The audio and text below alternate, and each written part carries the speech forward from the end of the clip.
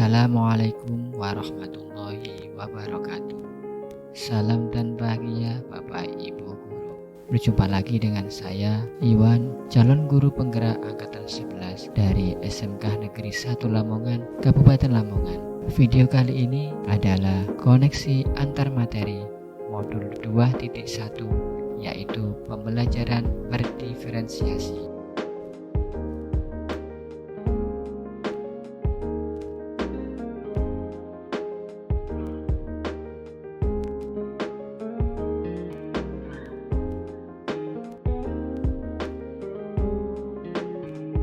Apa yang dimaksud dengan pembelajaran berdiferensiasi? Pembelajaran berdiferensiasi adalah usaha guru dalam menyesuaikan proses pembelajaran di kelas untuk memenuhi kebutuhan belajar individu murid. Jadi, pembelajaran berdiferensi adalah pembelajaran untuk mendukung semua murid di dalam kelas kita.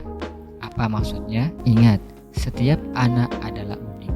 Mereka punya kelebihan dan kekurangannya masing-masing. Begitu pula dengan minat, gaya belajar, kebiasaan, pola pikir, kemampuan literasi, dan lain-lain. Pastinya berbeda kan? Nah, disinilah diperlukan usaha guru untuk dapat memenuhi kebutuhan belajar murid yang berbeda-beda, agar mereka merasa nyaman saat belajar di kelas dan tentunya tujuan pembelajaran dapat tercapai. Lalu, bagaimana pembelajaran berdiferensiasi dapat dilakukan di kelas? Agar dapat melakukan pembelajaran berdiferensiasi, guru harus memahami tujuan pembelajaran, mengetahui dan merespon kebutuhan belajar murid, menciptakan lingkungan belajar yang mengundang murid untuk belajar, melakukan manajemen kelas yang efektif, serta melakukan penilaian berkelanjutan. Berkaitan dengan kebutuhan belajar murid, guru harus memahami 3 aspek berikut. Yang pertama, kesiapan belajar murid atau readiness. Yang kedua, minat murid.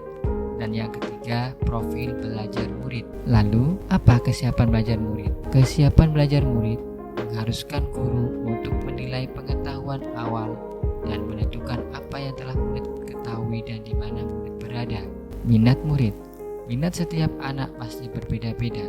Minat merupakan sebuah kecenderungan individu untuk terlibat dalam jangka waktu lama dengan objek atau topik tertentu dalam pembelajaran. Sedangkan profil belajar murid, seorang guru harus memahami beberapa profil belajar murid. Yang pertama, lingkungan. Yang kedua, budaya. Yang ketiga, gaya belajar. Dan yang keempat, kecerdasan majemuk. Yang pastinya tingkat kecerdasan setiap murid berbeda-beda. Sedangkan kebutuhan belajar murid dapat diidentifikasi berdasarkan cara-cara berikut. Yang pertama, mengamati perilaku murid. Yang kedua, mengidentifikasi pengetahuan awal, mereview dan melakukan refleksi terhadap praktik pembelajaran, berbicara dengan guru murid sebelumnya, membaca rapot murid di kelas sebelumnya, dan menggunakan berbagai penilaian formatif dan diagnostik.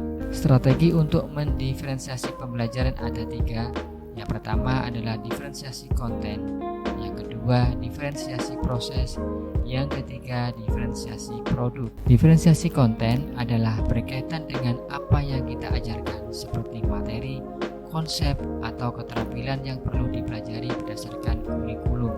Diferensiasi proses, kegiatan yang memungkinkan murid berlatih dan memahami atau memaknai konten dengan cara membedakan proses yang harus dijalani oleh murid. Diferensiasi produk adalah bukti yang menunjukkan apa yang murid telah pahami dengan cara membedakan atau memodifikasi produk sebagai hasil belajar murid, hasil latihan, penerapan, dan pengembangan apa yang telah dipelajari. Lalu, adakah keterkaitan antara modul pembelajaran berdiferensiasi dengan modul lain di program guru penggerak? Tentu ada. Keterkaitan antara modul 1.1 dengan modul 2.1 adalah untuk dapat melakukan pembelajaran berdiferensiasi, maka guru harus berusaha memenuhi kebutuhan belajar anak sesuai dengan kodrat alam dan kodrat zaman berdasarkan filosofi Ki Hajar Dewantara.